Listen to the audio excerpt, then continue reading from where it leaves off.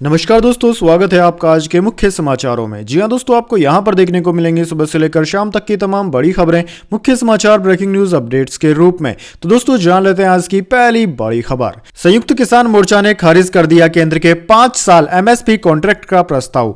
जी हां दोस्तों, सरकार और किसानों में तनावपूर्ण गतिरोध के बीच संयुक्त किसान मोर्चा ने पुराने एमएसपी यानी कि न्यूनतम समर्थन मूल्य पर 3 प्रकार की दालें, मक्का और कपास खरीदने के लिए 5 सालों के अनुबंध को खारिज कर दिया है। एसकेएम ने सोमवार शाम को केंद्र के प्रस्ताव को किसानों की मुख्य मांगों को भटकाने वाला बताते हुए इसकी आलोचना की और 2014 के आम चुनाव से पहले भाजपा के घोषणा पत्र में किए गए वादे के अनुसार गारंटी शुदा खरीद के साथ सभी फसलों को उपरोक्त 5 सहित 23 की खरीद से कम कुछ भी नहीं पर जोर दिया है। एनडीटीवी के मुताबिक एसकेएम ने जोर देकर कहा कि यह खरीद स्वामीनाथन आयोग के C2 प्लस 50% एमएसपी या न्यूनतम समर्थन मूल्य फार्मूले पर आधारित होनी चाहिए, न कि मौजूदा A2 प्लस FL प्लस 50% पद्धति पर। इसके बाद दोस्तों अगली बड़ी खबर, एनआरसी लाने से पहले बंगाल में डीएक्टिवेट किए जा रहे हैं आधार कार्ड, ममता बनर्जी का सनसनीखेज दावा। जी हां दोस्तों, पश्चिम बंगाल की मुख्यमंत्री ममता बनर्जी ने सोमवार को दावा किया कि लोकसभा चुनाव से पहले राज्य के अनुसूचित जाति, अनुसूचित जनजाति और अल्पसंख्यक लोगों के आधार कार्ड निष्क्रिय किए जा रहे हैं। उन्होंने भारतीय जनता पार्टी यानी कि भाजपा नित केंद्र सरकार पर निशाना साधते हुए आरोप लगाया कि राष्ट्रीय नागरिक पंजी लाने से पहले ही इन लोगों के आधार कार्ड निष्क्रिय किए जा रहे हैं। बनर्जी ने राज्य सचिवालय में संवाददाताओं से कहा कि वह इस संबंध में प्रधानमंत्री मोदी को पत्र लिखेगी। बनर्जी ने कहा कि लोकसभा से पहले इतने सारे आधार कार्ड क्यों निष्क्रिय कर दिए गए? ज्यादातर मतुआ समुदाय के लोगों के आधार कार्ड निष्क्रिय कर दिए गए हैं। अनुसूचित जनजाति और अल्पसंख्यकों के आधार कार्ड भी निष्क्रिय किए जा रहे हैं। इसके बाद दोस्तों जान लेते हैं अगली खबर। चंडीगढ़ मेयर चुनाव, सुप्रीम कोर्ट ने बैलेट पेपर मंगवाए, चुनाव अधिकारी से पूछा बैलेट पर निशान क्यों लगाया था, कहा उन पर अलग केस चले। जी हां दोस्तों, सुप्रीम कोर्ट ने सोमवार को चंडीगढ़ मेयर चुनाव दोबारा कराए जाने की जगह नई व्यवस्था दी। कोर्ट ने कहा कि मौजूदा बैलेट पेपर की गिनती कर चंडीगढ़ मेयर का चुनाव किया जाए। बैलेट पेपर पर अगर पूर्व रिटर्निंग ऑफिसर अनिल मसीह ने कोई मार्क लगाया है तो उन्हें नजरअंदाज करके काउंटिंग की जाए। सुप्रीम कोर्ट ने बैलेट पेपर्स कोर्ट में पेश करने के भी निर्देश दिए हैं। सुप्रीम कोर्ट ने हाई कोर्ट रजिस्ट्रार जनरल से कहा कि मंगलवार को कोर्ट में बैलेट पेपर और वीडियो लाने के लिए एक जुडिशियल अफसर की नियुक्ति की जाए। साथ ही सुप्रीम कोर्ट ने प्रशासन को निर्देश दिए हैं कि जुडिशियल अफसर और रिकॉर्ड्स की सुरक्षा के लिए व्यवस्था की जाए। अदालत मंगलवार को 2 बजे चुनाव का पूरा वीडियो और बैलेट पेपर्स की जांच करेगी। इसके बाद दोस्तों अगली बड़ी खबर, राहुल गांधी की यात्रा में अखिलेश शामिल नहीं हुए, कहा सीट बंटवारे के बाद शामिल होंगे, कांग्रेस को ऑफर की 17 सीटें। जी हां दोस्तों, कांग्रेस की भारत जोड़ो न्याय यात्रा सोमवार को अमेठी पहुंची। इसमें समाजवादी पार्टी के प्रमुख अखिलेश यादव को भी शामिल होना था, लेकिन वे नहीं पहुंचे। सपा मुखिया ने कहा कि सपा कार्यकर्ता राहुल गांधी की यात्रा में तब तक शामिल नहीं होंगे जब तक कि सीट शेयरिंग पर फैसला नहीं होता। उन्होंने यह भी कहा कि लोकसभा सीट शेयरिंग को लेकर कांग्रेस के साथ कई दौर की बातचीत हो चुकी है, कई सूचियां उधर से आई है और कई इधर से भी गई है, लेकिन कोई नतीजा नहीं निकला है। इस बीच सपा ने कांग्रेस को 17 सीटें ऑफर की है। समाजवादी पार्टी की ओर से भारतीय राष्ट्रीय कांग्रेस के अध्यक्ष मल्लिकार्जुन खड़गे को पत्र लिखकर 17 सीट देने की बात कही गई है। दोस्तों आपकी जानकारी के लिए बता दें, यूपी में सपा कांग्रेस के बीच कई दौर की बातचीत के बाद भी सीट शेयरिंग पर पेच फंसा हुआ है। इसके बाद दोस्तों अगली बड़ी खबर, वायनाड जाए बिना अमेठी से लड़कर दिखाए, स्मृति ईरानी की आम चुनाव से पहले राहुल गांधी को खुली चुनौती। जी हां दोस्तों, केंद्रीय मंत्री और अमेठी से सांसद स्मृति ईरानी ने कांग्रेस नेता राहुल गांधी को सिर्फ अमेठी लोकसभा सीट से चुनाव लड़ने की चुनौती दी है। एनडीटीवी के साथ खास बातचीत में स्मृति ईरानी ने राहुल गांधी पर तंज कसते हुए कहा कि अमेठी की खाली सड़कें बता रही है कि वे राहुल गांधी के बारे में क्या सोचते हैं। 2019 के लोकसभा चुनाव में स्मृति ईरानी ने राहुल गांधी को बड़े अंतर से हराया था। हालांकि वायनाड से जीतकर राहुल गांधी संसद में पहुंचे थे। सोमवार को स्मृति ईरानी और राहुल गांधी दोनों अमेठी में थे। स्मृति ईरानी ने राहुल गांधी और गांधी परिवार पर जमकर निशाना साधा। उन्होंने राहुल गांधी को लेकर कहा कि 2019 में उन्होंने अमेठी को छोड़ा था, आज अमेठी ने उन्हें छोड़ दिया है। केंद्रीय मंत्री ने कहा कि अगर वह आश्वस्त हैं तो वायनाड जाए बिना अमेठी से चुनाव लड़कर दिखाएं। इसके बाद दोस्तों अगली बड़ी खबर, सुप्रीम कोर्ट ने कहा संदेश खाली मणिपुर नहीं, याचिका हुई खारिज। पीड़ित बोली यहां रहना खतरनाक, ममता आरोपियों के साथ है। जी हां दोस्तों, सुप्रीम कोर्ट ने सोमवार 19 फरवरी को संदेश खाली मामले में दायर याचिका खारिज कर दी। मामले की सुनवाई कर रही जस्टिस BV नगरत्ना और जस्टिस ऑगस्टिन जॉर्ज मसीह ने कहा कि संदेश खाली मणिपुर नहीं है। याचिकाकर्ता ने मणिपुर में महिलाओं के खिलाफ यौन हिंसा पर सुप्रीम कोर्ट की चिंता का हवाला दिया था। न्यायमूर्ति नागरत्ना ने कहा कि कृपया मणिपुर में जो हुआ उसकी तुलना यहाँ जो हो रहा है उससे न करें। मामले पर हाईकोर्ट ने रिव्यू मोटो यानी कि स्वतः संज्ञान लिया है, वे ही इस पर ऑर्डर देंगे। दरअसल दोस्तों संदेश खाली में महिलाओं ने तृणमूल कांग्रेस यानी कि टीएमसी के नेता शहजादा शेख और उनके समर्थकों पर यौन शोषण के आरोप लगाए थे। अब कुछ महिलाओं ने मीडिया में कहा है कि यहां रहना खतरनाक है, राज्य की मुख्यमंत्री महिला है, उन्हें हमारी आवाज उठानी चाहिए, लेकिन वे हमलावरों की आवाज उठा रही है। इसके बाद दोस्तों अगली बड़ी खबर, बीजेपी में जाने की अटकलों पर खुद कमलनाथ लगाएंगे विराम, राहुल गांधी की यात्रा में कदम ताल कर देंगे सबूत। जी हां दोस्तों, कांग्रेस ने मध्य प्रदेश के पूर्व मुख्यमंत्री कमलनाथ के पार्टी से रिश्ता तोड़कर भारतीय जनता पार्टी में जाने संबंधी सभी अटकलों को सिरे से खारिज कर दिया। पार्टी ने सोमवार को कहा कि वह पार्टी के वरिष्ठ नेता हैं और राहुल गांधी की अगुवाई वाली भारत जोड़ो न्याय यात्रा के प्रदेश में पहुंचने के बाद इसमें शामिल होंगे। कांग्रेस पार्टी के राष्ट्रीय महासचिव और मध्य प्रदेश प्रभारी जितेंद्र सिंह ने यह दावा भी किया कि कमलनाथ को लेकर जो अटकलें और दुष्प्रचार हो रहा है वह सब भाजपा का किया धरा है। पत्रकारों से कहा कि कमलनाथ हमारे बहुत ही वरिष्ठ नेता हैं, जो भी अटकलें चल रही है वे सब बीजेपी और मीडिया का एक हिस्सा फैलाकर दुष्प्रचार कर रहा है। इसके बाद दोस्तों अगली बड़ी खबर, कैश व क्यूरी, महुआ ईडी ऑफिस नहीं पहुंची, एक हफ्ते का समय मांगा, फेमा से जुड़े केस में पूछताछ होगी, नया समन हुआ जारी। जी हां दोस्तों, कैश व क्यूरी केस में परिवर्तन निर्देशालय यानी कि ईडी ने टीएमसी नेता महुआ मोइत्रा से पूछताछ करने 19 फरवरी को बुलाया था। हालांकि महुआ सोमवार को एजेंसी के सामने पेश नहीं हुई, उन्होंने एक हफ्ते का समय मांगा है। इसके बाद एजेंसी ने महुआ को नया समन जारी किया है, हालांकि अगली तारीख सामने नहीं आई है। इससे पहले ईडी ने महुआ से पूछताछ के लिए उन्हें 15 फरवरी को समन जारी किया था। ईडी उनसे विदेशी मुद्रा उल्लंघन फेमा मामले में पूछताछ करना चाहती है। उनका बयान दर्ज करने के बाद कुछ फॉरेन ट्रांजैक्शन और एक एनआरआई खाते से जुड़े लेन देन भी एजेंसी की जांच के दायरे में है। दरअसल दोस्तों पिछले साल बीजेपी सांसद निशिकांत दुबे ने महुआ मोइत्रा पर महंगे गिफ्ट्स और पैसे लेने के बदले में कारोबारी दर्शन हीरानंदानी के इशारे पर अडानी ग्रुप और प्रधानमंत्री मोदी को निशाना बनाने के लिए लोकसभा में सवाल पूछने का आरोप लगाया था। इसके बाद दोस्तों अगली बड़ी खबर, सुप्रीम कोर्ट बोला अगले आदेश तक शरद गुट नया नाम इस्तेमाल करे, चुनाव आयोग को निर्देश नया चिन्ह भी दे, अजीत गुट से भी जवाब मांगा। जी हां दोस्तों, चुनाव आयोग ने अजीत पवार गुट को असली राष्ट्रवादी कांग्रेस पार्टी एनसीपी बताया था। इसके खिलाफ शरद पवार ने सुप्रीम कोर्ट में याचिका लगाई थी। सोमवार को सुनवाई के दौरान सुप्रीम कोर्ट ने अजीत पवार के नेतृत्व वाले गुट से जवाब मांगा है। मामले की अगली सुनवाई 3 हफ्ते बाद होगी। जस्टिस सूर्यकांत और जस्टिस केवी विश्वनाथन की बेंच ने शरद पवार को पार्टी चिन्ह के लिए चुनाव आयोग जाने की परमिशन दे दी है। साथ ही कहा है कि चुनाव आयोग एक हफ्ते में चुनाव चिन्ह अलॉट करे। कोर्ट ने अगले आदेश तक शरद गुट को नए नाम का भी इस्तेमाल करने को कहा है। इसके बाद दोस्तों अगली बड़ी खबर, आचार्य विद्यासागर के अंतिम शब्द, आचार्य श्री के मुंह से निकला ओम, सिर हल्का सा झुका और महासमाधि में लीन हो गए।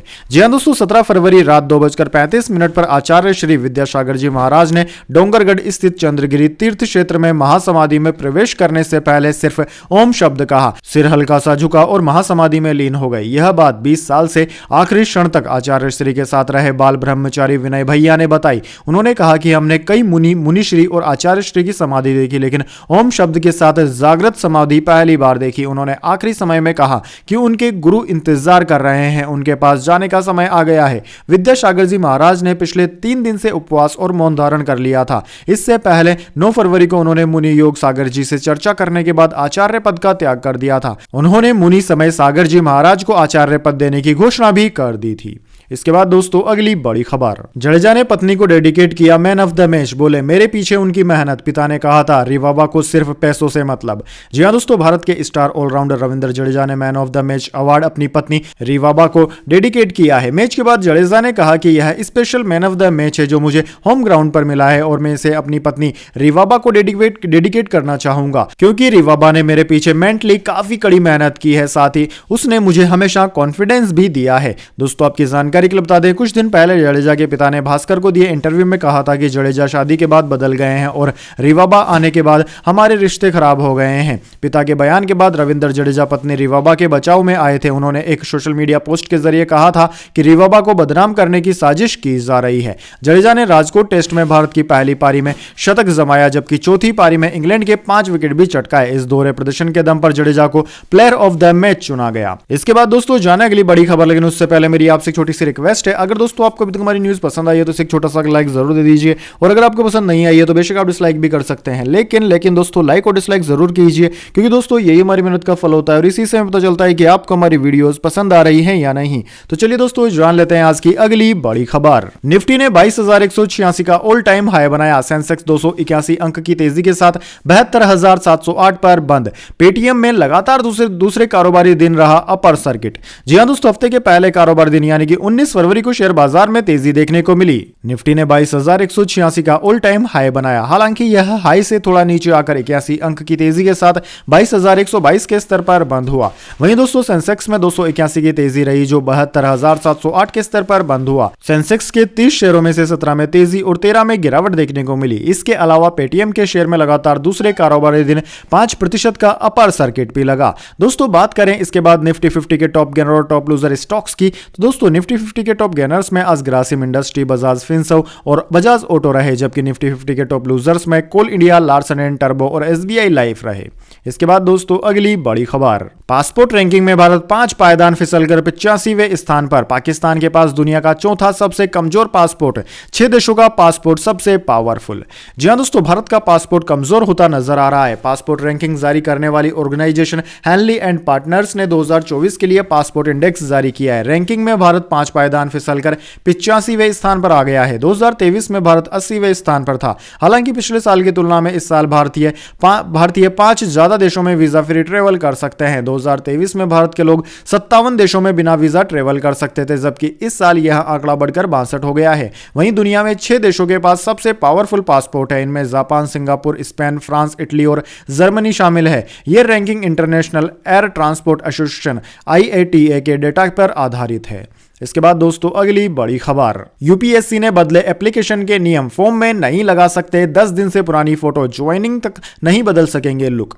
जी हां दोस्तों, यूनियन पब्लिक सर्विस कमीशन यानी कि यूपीएससी ने 14 फरवरी को ऑफिशियल वेबसाइट upsc.gov.in पर सिविल सर्विस परीक्षा 2024-25 का नोटिफिकेशन जारी किया। इसके साथ ही प्रीलिम्स के लिए एप्लीकेशन की प्रक्रिया शुरू हो गई है। यूपीएससी ने नोटिफिकेशन में डिटेल्स, इंफॉर्मेशन, बुलेटिन, सिलेबस और एग्जाम पैटर्न दर्ज किया है। आयोग ने इस साल के नोटिफिकेशन में कुछ महत्वपूर्ण बदलाव भी किए हैं। इसके अलावा यूपीएससी CSE एप्लीकेशन फॉर्म 2024 में फोटो अपलोड करने के लिए कई निर्देश जारी किए गए हैं। आयोग ने कैंडिडेट से ऑनलाइन एप्लीकेशन प्रोसेस शुरू होने के 10 दिन से अधिक पुरानी तस्वीरें अपलोड नहीं करने के लिए कहा है। इसलिए कैंडिडेट्स को यह सुनिश्चित करना होगा कि अपलोड की जा रही तस्वीर 4 फरवरी 2024 से पहले न खींची हो।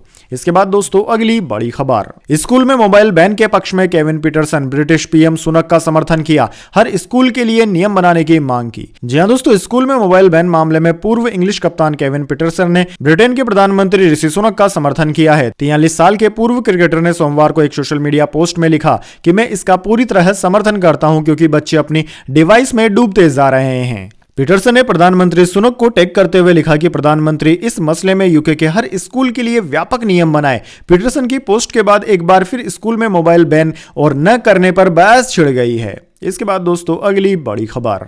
ईडी के छठे समन पर भी पेश नहीं हुए केजरीवाल। आम आदमी पार्टी बोली समन अवैध, जांच एजेंसी कोर्ट के फैसले का इंतजार करे। जी हां दोस्तों, शराब घोटाले में पूछताछ के लिए दिल्ली के मुख्यमंत्री अरविंद केजरीवाल सोमवार को भी ईडी के सामने पेश नहीं हुए। आम आदमी पार्टी ने कहा कि ईडी के समन गैरकानूनी है। जब समन की वैधता को लेकर कोर्ट में सुनवाई चल रही है तो बार बार समन भेजने की जगह एजेंसी को कोर्ट के फैसले का इंतजार करना चाहिए। एजेंसी ने 17 फरवरी को छठा समन भेजकर केजरीवाल को पूछताछ के लिए बुलाया था। इससे पहले जांच एजेंसी केजरीवाल को 2 फरवरी, 17 जनवरी, 3 जनवरी, 21 दिसंबर और 2 नवंबर को समन भेज चुकी है। जब 5 समन के बाद भी दिल्ली सीएम पूछताछ के लिए नहीं आए तो ईडी ने रावल्स एवेन्यू कोर्ट में याचिका लगा दी थी। इसके बाद दोस्तों 14 फरवरी को कोर्ट ने केजरीवाल से कहा था कि आप 17 फरवरी को अदालत में हाजिर होकर पेशी में न जाने की वजह बताएं। तब केजरीवाल दिल्ली विधानसभा में विश्वास प्रस्ताव पर चर्चा और बजट सेशन के कारण वर्चुअली कोर्ट में पेश हुए थे। इसके बाद कोर्ट ने कहा कि हम अगली सुनवाई 16 मार्च को करेंगे। केजरीवाल उस दिन कोर्ट में पेश होंगे। इसके बाद दोस्तों अगली बड़ी खबर।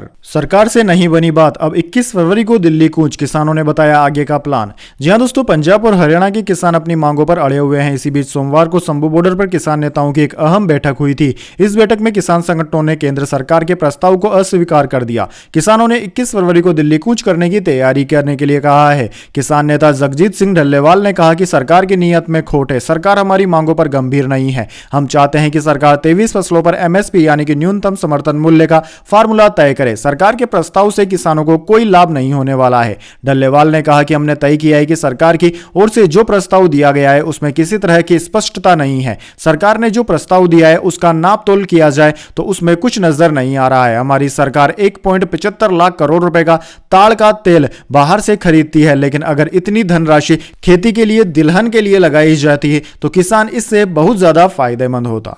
इसके बाद दोस्तों अगली बड़ी खबर, अमेठी में कांग्रेस की यात्रा के दौरान लगे राहुल गो बैक के नारे, स्मृति का तंज, खाली सड़कों ने किया स्वागत। जी हां दोस्तों, कांग्रेस के वरिष्ठ नेता राहुल गांधी के नेतृत्व में कांग्रेस की भारत जोड़ो न्याय यात्रा उत्तर प्रदेश के अमेठी पहुंच गई है। ऐसे में राहुल ने कहा कि हमने 1 साल पहले यात्रा निकाली थी, हमारा लक्ष्य भारत को जोड़ने का था। हमारी यात्रा में बहुत लोग हमारे पास आए जिनमें किसानों से लेकर मजदूर और गरीब थे। राहुल गांधी ने कहा कि अमेठी के लोगों ने कहा था कि आपकी यात्रा अमेठी नहीं आई, तो हमने अमेठी आने के लिए दूसरी यात्रा निकाली है। राहुल गांधी की अगुवाई में भारत जोड़ो न्याय यात्रा सोमवार को अमेठी पहुंची। ऐसे में इस दौरान लोगों ने राहुल गांधी वापस जाओ और जय श्री राम के नारे लगाए। लोगों ने कहा कि राहुल गांधी राम मंदिर नहीं गए, अमेठी एक बार नहीं आए तो अब क्या करने आए हैं। ऐसे में पुलिस ने बैरिकेडिंग कर लोगों को रोका, लेकिन इसके बावजूद नारेबाजी चलती रही। वहीं दोस्तों अमेठी में राहुल गांधी की भारत जोड़ो न्याय यात्रा पर तंज कसते हुए बीजेपी की वरिष्ठ नेता और केंद्रीय मंत्री स्मृति ईरानी ने कहा कि जिसे खुद सहारे की जरूरत है वो दूसरों का सहारा कैसे बनेगा। इसके बाद दोस्तों अगली बड़ी खबर, कमलनाथ बोले भाजपा में नहीं जा रहा। दिल्ली में बंगले पर बैठक की, पूर्व मंत्री सज्जन वर्मा बोले छिंदवाड़ा में कांग्रेस से चुनाव लड़ेंगे नकुलनाथ। जी हां दोस्तों, एमपी से पूर्व मुख्यमंत्री कमलनाथ और उनके बेटे सांसद नकुलनाथ के बीजेपी में शामिल होने की अटकलों पर सोमवार दोपहर में ब्रेक लग गया। सोमवार को कमलनाथ के साथ बैठक के बाद पूर्व मंत्री सज्जन वर्मा ने कहा कि कमलनाथ जी कह रहे हैं कि कोई नहीं कहीं नहीं जाने वाला। जिन लोगों ने कांग्रेस को वटवृक्ष बनाया है वो कैसे छोड़ सकते हैं। कमलनाथ के करीबियों ने दैनिक भास्कर को बताया कि उन्होंने मीडिया से बात करने के लिए पूर्व मंत्री सज्जन सिंह वर्मा को अधिकृत किया है। सज्जन वर्मा ने कहा कि कमलनाथ की राहुल गांधी और कांग्रेस के राष्ट्रीय अध्यक्ष मल्लिकार्जुन खड़गे से बात हुई है। छिंदवाड़ा से कांग्रेस के टिकट पर नकुलनाथ चुनाव लड़ेंगे।